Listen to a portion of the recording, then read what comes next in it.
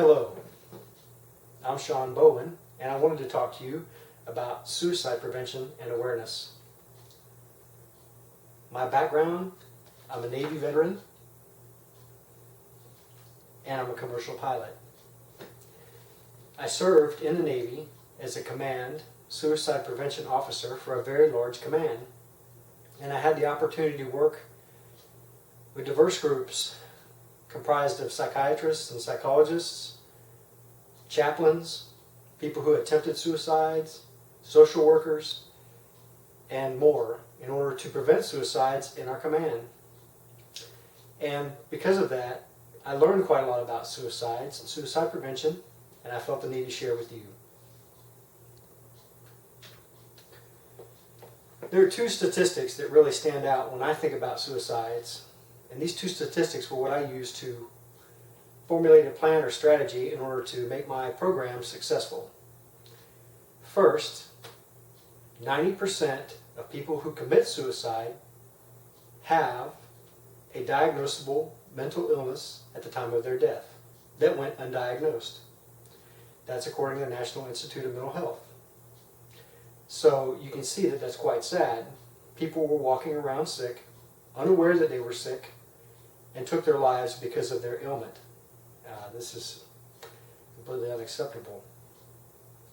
The other statistic which stood out to me was that 50% of people who have mental illnesses are completely unaware of the fact that they have a mental illness at all. They think that they're completely healthy. So it's safe to say, based on those two statistics, that half of the people who commit suicide, or even more, are unaware that they even need help. So they're counting on the people around them, i.e. me and you, to identify traits that put them at risk and get them help.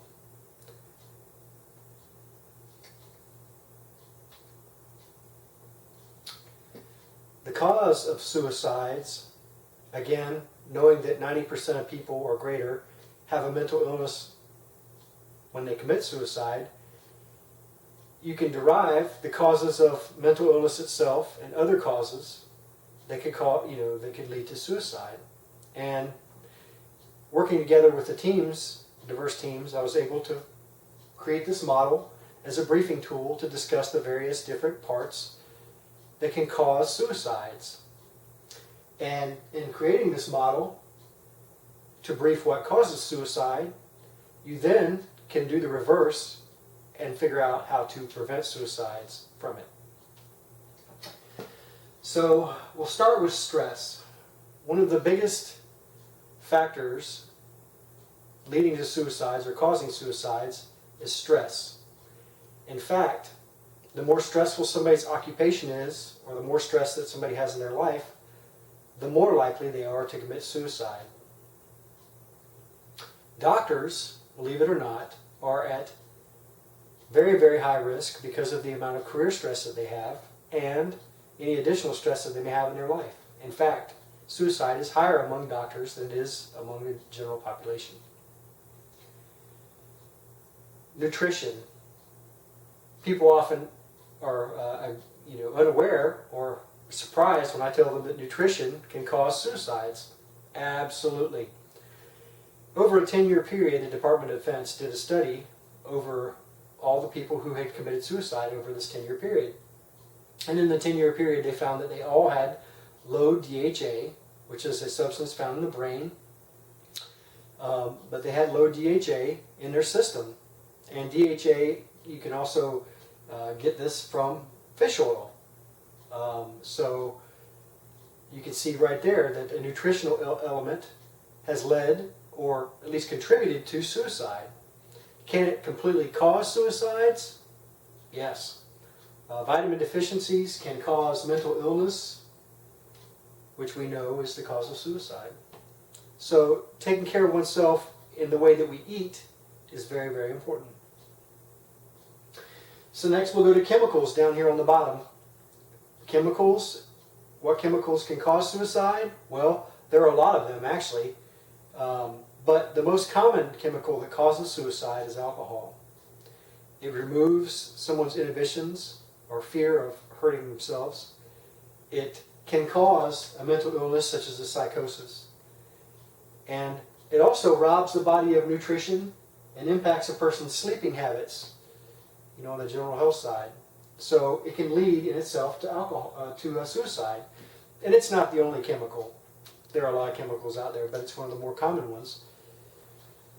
Then mental illness we've already talked about being, the factor or the responsible party in 90% of suicides or greater. So, and mental illness, mental health is a very broad thing. Most people think of mental health, they think of schizophrenia. But it may not be schizophrenia. It may be some simple things such as depression or a psychosis that was caused by chemicals or, sleep. Or it can be post-traumatic stress disorder, which is really common among our combat veterans, or any other number of mental illnesses. Anyway, all mental illnesses can be either treated or healed, and the person can make a full recovery. So we just have to help them identify if they have a mental illness. The next thing that impacts suicide or can directly cause suicide is general health.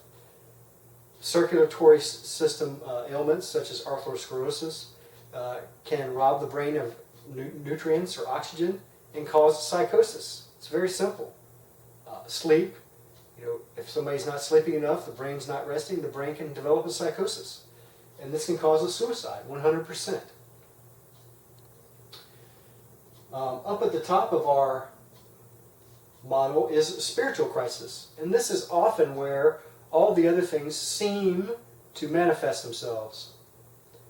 Often the first indication we have that somebody might be suicidal is that they have a spiritual crisis. Say they've gone through a divorce or a death or their bankruptcy or their career's not doing well. And they seem to have an inability to handle that. And people handle spiritual things in different ways, but most people handle spiritual things through God. That's most people. So being strong with God will do very, very much. It reduces stress. You're not going to use chemicals very much if you're very close with God. It will prevent the mental illness by preventing chemicals and other things that do that. Your general health will probably likely be better too. So it's among, if not, the very most important thing. And God can heal you if you become sick too. So it's on the prevention side and it's on the healing side. So we've seen all these things that can cause suicide. I tend to think of this model as a wheel. If all these things are in balance, the wheel can spin very fast and nothing's going to happen. In fact, it's just going to continue spinning. But if any of these things come out of balance, the wheel will, or gets degraded, the wheel will become out of balance and disintegrate. And then you wind up with suicide. So, if we just go around again really quickly around the wheel and talk about things, about how we prevent it, we prevent stress by coping with the stress that we have and not having too much stress in our lives because we know that stress is a killer. Nutrition. We have to eat right, take multivitamins, and do what you can to remain healthy. Chemicals. Avoid alcohol. Avoid drugs. Mental illness. If you have it, go get help. If somebody around you has one, you suspect they do, get them help. General health. Make sure you're sleeping. Make sure you're healthy. And a spiritual crisis, we handle that with God. So we have all the things covered, and once we do, then we aren't going to have the risk that we would have for suicide. But we need to do this not only with ourselves and pleasing ourselves to make sure that our wheel is balanced, but we also need to balance the wheel in our organization and help others who we see around us balance their wheel and keep it spinning. Once the wheel becomes out of balance, though, then we have to have an emergency action plan. And this is how we identify someone whose wheel has become imbalanced. The first indicator that we get is the ideation. Somebody who has become suicidal will first have the suicidal thought before they act. Now sometimes they're very close together and sometimes they're very spread apart. We can't risk thinking that somebody's not going to commit suicide because the thought and action also often follow each other very closely. But if somebody has a thought, that's a sure enough sign. The acronym for warning signs is path warm, and the ideation is at the very top of it. The next thing that we have is substance abuse. If somebody is using alcohol or drugs, then we know that they're at high risk for suicide, and we need to take action to get them help. Purposelessness, you'll see it whenever somebody seems to have no plan on what to do with their life, no direction. If you think about God in the spiritual crisis again, if somebody's in touch with their spiritual side, then they have a purpose. So you can see how all the things in the wheel work these problems out. Anxiety and stress, trapped, somebody feeling trapped. Are they hopeless? Are they withdrawn?